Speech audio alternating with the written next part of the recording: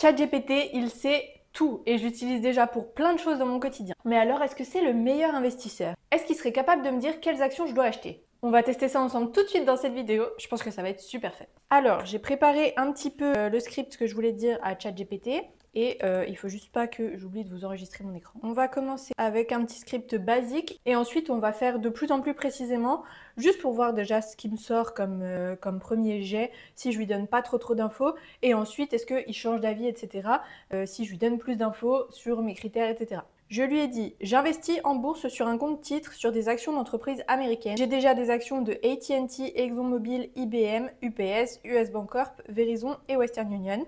Je voudrais une action d'une autre entreprise pour compléter mon portefeuille. Que me conseilles-tu? Donc voilà, je vais rester un peu large pour l'instant pour voir. Comme je vous ai dit, c'est un petit test que j'ai envie de faire parce que, comme je vous l'ai dit dans ma précédente vidéo, j'ai un peu de mal en ce moment à trouver de nouvelles entreprises qui ont des rendements assez bons. Je pense que j'aurai moins de soucis quand j'investirai avec mon entreprise puisque les sommes seront un peu plus élevées, donc je pourrais faire jouer un petit peu le rendement sur le long terme. J'avoue que pour l'instant, côté perso, je sais pas, c'est un peu flou. Je vais y arriver, mais je galère un peu, donc je me suis dit pourquoi pas le tester en demandant à ChatGPT.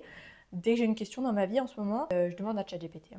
C'est parti. Alors, il me dit, tu as déjà un portefeuille bien orienté dividendes, des valeurs défensives américaines avec pas mal de grosses capitalisations dans les secteurs énergie, télécom, finance et logistique. Tu as clairement une stratégie stable et orientée rendement. Exactement. Ton portefeuille actuel, il me fait un petit récap. Alors, tu pourrais équilibrer avec un secteur que tu n'as pas encore. C'est exactement ce que je veux. Donc, il me propose santé, conso de base, industrie, tech croissance. Ouais, bon, la tech, moyen. J'ai peur parce que niveau tech, la tech, ça se disrupte vraiment très vite. À tout moment. En plus, si c'est pas orienté IA, en ce moment, l'IA, c'est la prochaine grosse transformation du coup technologique. Je pense que ChatGPT est bien placé pour le savoir. Donc, si c'est pas une entreprise qui est vraiment très tech, et encore, ça peut vraiment se disrupter à tout moment la tech, je trouve. Donc, c'est pas vraiment un truc où j'ai envie d'aller pour le coup. Bon, on va voir ce qu'il me dit par la suite. Un profil plus croissance pour compenser les valeurs très stables mais peu dynamiques. C'est vrai que dans les valeurs que j'ai, il y a des choses où le prix de l'action n'augmente pas forcément dans le temps, c'est assez stable. Donc bon, après ça m'inquiète pas trop, mais c'est vrai que pourquoi pas aller plutôt sur des actions dont le prix augmente aussi dans le temps. Une société de qualité, solide sur le long terme avec un bon historique de dividendes, bah, c'est exactement ce que je veux. 3 recommandations selon ton profil. Johnson & Johnson. Alors Johnson & Johnson, c'est clairement une entreprise dans laquelle je vais investir en pro, donc avec l'argent de mon entreprise. Je l'ai déjà étudiée et je sais qu'elle est très bien. C'est simplement le rendement est un peu faible, mais je sais que c'est une très bonne société pour l'avenir. Vous voyez, un dividende croissant depuis plus de 60 ans. Oui, c'est clairement un dividende king, donc je veux vraiment cette action dans mon portefeuille. Après, c'est vrai que comme dit, je veux vraiment investir un gros montant d'un coup. Comme ça, bah, ça peut rester. Et je veux dire, au fil des ans, quand les dividendes augmentent, ça va vraiment améliorer mon rendement, vous voyez. J'ai pas envie d'investir 100 ou 200 euros sur Johnson & Johnson, quoi. J'ai envie d'avoir vraiment une grosse base, une grosse somme à investir. Donc c'est pour ça que je vais le faire côté pro, parce que j'avoue que le rendement est pas incroyable au jour d'aujourd'hui en tout cas. Business ultra solide, voilà, moins volatile que la tech, comme je vous l'ai dit. Bon complément défensif et secteur que tu n'as pas, exactement. Donc pour le coup, je vais faire Johnson & Johnson, mais peut-être pas perso, je verrai bien. Realty Income, alors qu'est-ce qu'il me dit sur ça? Immobilier, rendement mensuel, c'est un REIT, donc fonds immobilier coté, qui verse un dividende tous les mois et pas juste tous les trimestres. Rendement autour de 5-6% super stable, actifs commerciaux de qualité, Walmart, Walgreens, etc. Tu ajoutes une classe d'actifs différente avec un cash flow prévisible et un bon rendement. Ok. Je vous en parlerai peut-être après, mais ça, j'ai regardé justement hier cette société parce qu'on m'en a parlé dans les commentaires. Mon problème, et on verra s'il me conseille toujours cette société avec mon prochain script pour ChatGPT. Mais moi, quand j'ai regardé cette société, c'est juste que le bénéfice par action est pas très bon et surtout, il est moins élevé que les dividendes. Donc, je vois pas comment la société peut, de manière durable, verser des dividendes quand elle a même pas assez de bénéfices pour couvrir les dividendes qu'elle verse, vous voyez? C'est un peu bizarre. Moi, je ne veux pas investir dans ce genre de société. En tout cas, le bénéfice par action qui est supérieur aux dividendes, c'est vraiment un critère que ça, je ne vais pas passer là-dessus en tout cas. Ensuite, Microsoft, tech de qualité, croissance et dividendes. Dividendes modestes, mais en croissance constante. Voilà, je crois que Microsoft, pour le coup, en termes de rendement, c'est vraiment pas dingue. Et après, comme je vous l'ai dit, la tech, je sais pas. Après, Microsoft, ça va, c'est une grosse entreprise. Je serais pas contre aller dessus, avoir le rendement. Je pense qu'il va me le donner après. Position ultra dominante, oui, on est d'accord. Moins risqué que d'autres valeurs tech. Ouais, genre Tesla ou Nvidia. Mais bien que vous voyez, je pense que Tesla, Nvidia et tout, pour le coup, ils sont vraiment à fond sur l'IA. Et je sais pas si Microsoft va réussir à suivre un petit peu tout ça et tous les changements qu'il y a suite à l'intelligence artificielle. Donc, je sais pas. Je suis pas hyper convaincue par Microsoft. Ah ouais, puis vous voyez, oh, il me le donne là. Rendement 0,7%. impossible. Hein. Donc déjà la tech, j'aime pas trop ça. Mais en plus 0,7%, c'est vraiment ridicule. C'est pas possible que j'investisse là-dedans.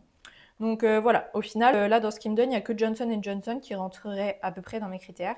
Bien que comme dit, vous voyez le rendement, 3% c'est un poil bas, à voir. Et si tu veux rester dividende et stabilité, Johnson & Johnson, si tu veux une petite croissance, blablabla. Ok, on va aller sur mon deuxième script. Je concentre ma stratégie sur les dividendes pour me créer le plus de revenus passifs possible. Selon toi, quelle entreprise dois-je ajouter à mon portefeuille?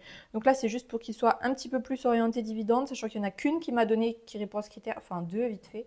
On va voir ce qu'il me dit avec ça, s'il change un peu d'avis ou pas. Si ton objectif numéro 1 est le revenu passif, donc maximiser les dividendes réguliers avec un bon niveau de sécurité, alors on va être très clair. Rendement solide, régularité, sécurité du dividende, ok. Ma recommandation directe, Realty Income, ok. C'est là que je vais lui donner après mes critères et on va voir s'il continue à penser pareil. Je vais donc lui donner tous mes critères pour voir s'il est toujours du même avis. Alors, je veux une action avec un bon rendement de dividende, idéalement supérieur à 4%, dans un secteur d'activité que je n'ai pas déjà. L'entreprise doit verser des dividendes sans interruption depuis plus de 20 ans et de préférence ne pas les avoir diminués ou coupés. Le prix de l'action doit être en augmentation sur le long terme. L'entreprise doit bien se porter financièrement, donc le chiffre d'affaires en augmentation, le résultat net en augmentation, le bénéfice net par action en augmentation et supérieur aux dividendes. Donc c'est là qu'on va voir si Realty Income, il me le met toujours dans ses critères. Il faut aussi idéalement que le taux de distribution du dividende soit inférieur à 50%. En tout cas, ça aussi, c'est une autre barrière puisque le taux de distribution des dividendes, c'est la part du bénéfice qui est reversée en dividendes. Donc comme je vous l'ai dit sur Realty Income de ce que j'ai vu moi hier et qu'on va re-regarder ensemble, ils versent plus que leurs bénéfices. Donc ça veut dire que le taux de distribution du dividende, il est de 110, 115 ou 120 même, je crois, un truc comme ça. Donc là aussi, c'est un truc qui normalement ne va pas passer pour Realty Income. Ensuite, que les capitaux propres soient supérieurs à la dette à long terme de l'entreprise. Le ROE, donc Return on Equity, et le ROA, Return on Assets de l'entreprise, doivent de préférence être meilleurs que la moyenne du secteur. Donne-moi la note de crédit des entreprises que tu me proposes et leur secteur d'activité. On va voir s'il a d'autres recommandations avec ça. Là, ça va peut-être prendre un peu de temps, le temps qu'il recherche, le pauvre. Alors, si tu veux un super rendement avec les contraintes fortes que tu décris, deux entreprises me semblent collées. Ok. Alors, on a Altria. J'en ai un tout petit peu dans mon portefeuille, mais vraiment très peu. C'est juste que je suis pas fan parce que je pense pas que le tabac, ça soit une valeur vraiment d'avenir. Je crois que la consommation mondiale, elle est pas spécialement en hausse, vous voyez, et je pense qu'ils misent principalement sur l'augmentation des prix. J'ai pas très envie de miser dessus pour l'avenir. Après oui, en soi, l'entreprise se porte plutôt bien. Qu'est-ce qu'il me dit? Chiffre d'affaires et résultats nets en croissance. Note de crédit à moins. Ok, ça va. L'avantage avec les entreprises américaines, c'est qu'elles sont notées en termes de crédit, qui donnent un petit peu leur santé financière en termes de dette, etc. Et donc, tant que l'entreprise est dans les A, c'est plutôt un bon signe. En revanche, si tu entres dans un secteur controversé et fortement taxé déclinant. Ouais, vous voyez, c'est ça mon problème. Emerson Electric, je connais pas du tout ça, tiens. Industrie, automatisation. Alors, qu'est-ce qu'il me raconte? Autour de 4%, ce qui correspond bien à ton seuil minimal. Dividende, aristocrate dividende, ok, augmenté plus de 65 ans consécutifs, ok. Croissance financière, CA, bénéfice net et BPA en tendance haussière sur le long terme. ROA supérieur à la médiane secteur. ROE correct pour une entreprise industrielle, ok. Ratio dette capitaux solide, capitaux propres supérieur à la dette, ok. Également, généralement noté A, voilà, ok, pas mal. Profil classique, diversification industrielle, rendement sérieux, stabilité, croissance modérée. C'est pas mal. Emerson Electric. Ok. Écoutez, on va aller voir tout ça. Vous voyez qu'il ne me propose plus Realty Income. C'est intéressant. Alors, on va juste aller vérifier. Pour moi, c'est ce que je vous ai dit. Il a vu que Realty Income, ça ne marchait pas. Donc, on va juste aller voir. Ça, c'est le site en général que j'utilise. J'utilise aussi le site Zone Bourse pour regarder un petit peu les chiffres des entreprises. Oh, mon ordi est tellement lent, il faut vraiment que j'en rachète un. Compte de résultats, et je crois que là-dedans, nous avons direct le bénéfice net par action. Et ensuite, je vous montrerai avec le taux de distribution. De toute façon, on va le voir assez rapidement. BPA de base. Voilà, déjà, il baisse depuis 3 années, là, à peu près. Donc, c'est pas super bon signe, j'aime pas trop ça. Et surtout, année 2024, on est à 0,98 de bénéfice net par action. Donc, ça veut dire que par actionnaire, la société fait 98 centimes de bénéfice. Dans dividendes, on me dit que la société nous verse, vous voyez, 283% de ratio de distribution parce que la société verse un dividende de 3,23 €. Donc voilà, je trouve ça fou. Vous voyez, enfin moi, c'est ça qui me rassure pas du tout en fait. C'est que la société, elle fait un bénéfice que de... Et les années d'avant, vous avez vu, c'était genre 1,42, 1,20 je crois, et puis 0,98. La société, elle fait des bénéfices, ok, mais elle donne encore plus de dividendes que ce qu'elle fait de bénéfices. Donc soit elle tape dans sa trésorerie, soit elle fait de la dette pour payer des dividendes. C'est pas, enfin, désolé, c'est pas jouable à long terme. À un moment donné, il va y avoir un problème avec cette entreprise, vous voyez. Donc je sais pas, moi, ça m'emballe pas quand je vois ça. Donc voilà, ChatGPT a eu raison de ne pas me donner cette entreprise. Et ensuite, on va regarder vite fait Emerson Electric alors. On vérifie bien que le code, hein, EMR, c'est bien la bonne. Et c'est bien sur la bourse de New York. Alors, qu'est-ce qu'on nous raconte là-dessus? Sur le long terme, on voit bien que l'action, elle est en augmentation. Hein, le prix, il est vraiment en augmentation sur le long terme. Vous voyez, depuis 1980, là, même depuis 2000. Enfin bon, on est bien sur une tendance haussière, donc on est bien. On va pas faire tous mes critères, mais on va regarder rapidement, juste pour être sûr que ChatGPT ne dit pas n'importe quoi. Et peut-être qu'il m'a donné une bonne idée, là. Total des revenus, donc, au global, on dirait que c'est plutôt en augmentation, hein.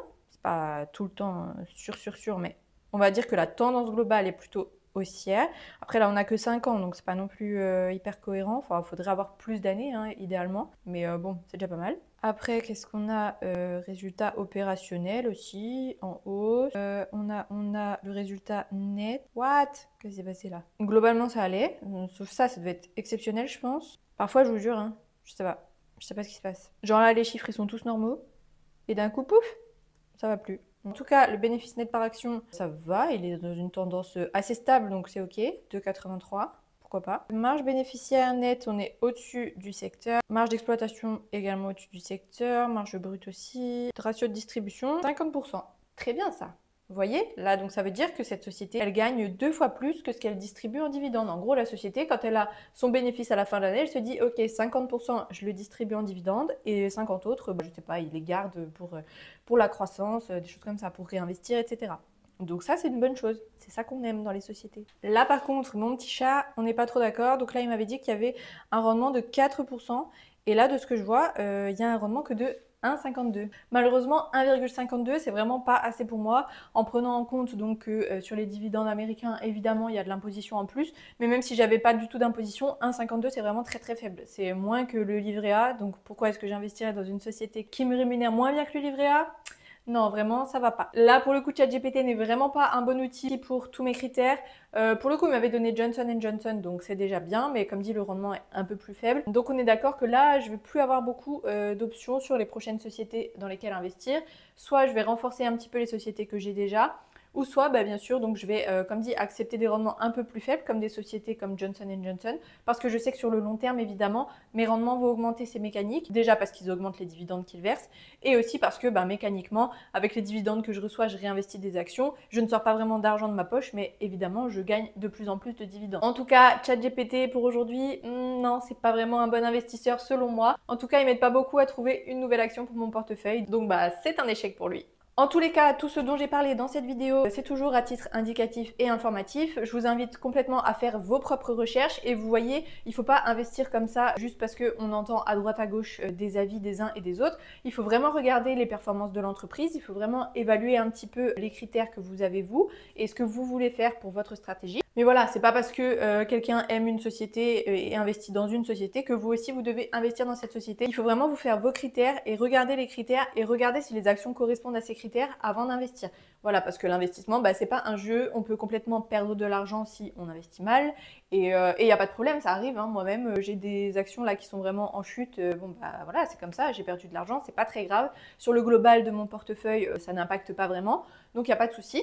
Mais voilà, il faut vraiment bien se diversifier et il faut vraiment bien réfléchir avant d'investir. Évidemment, pour pouvoir investir en bourse et faire fructifier votre argent et percevoir des dividendes en revenus passifs, il faut d'abord avoir de l'argent à investir. Parce que oui, c'est pas magique. Pour investir de l'argent, il faut se dégager de l'argent chaque mois. Et si tu as besoin d'aide pour te dégager de l'argent chaque mois à investir, je t'invite à te procurer mon livre. Il est disponible en format papier sur Amazon et en format e-book sur mon site. Je te mets tous les liens dans la description de la vidéo. Et ce livre va t'aider donc à te créer ton propre budget sans te frustrer et à réussir à atteindre tous tes objectifs financiers, donc que ce soit plus d'épargne ou plus d'argent à investir, etc. Voilà, ça va te donner vraiment toutes les bases de la bonne gestion financière, donc n'hésite pas. Je te remercie d'avoir regardé cette vidéo, je te retrouve bientôt pour la prochaine et d'ici là, n'hésite pas à me retrouver sur tous mes réseaux sociaux.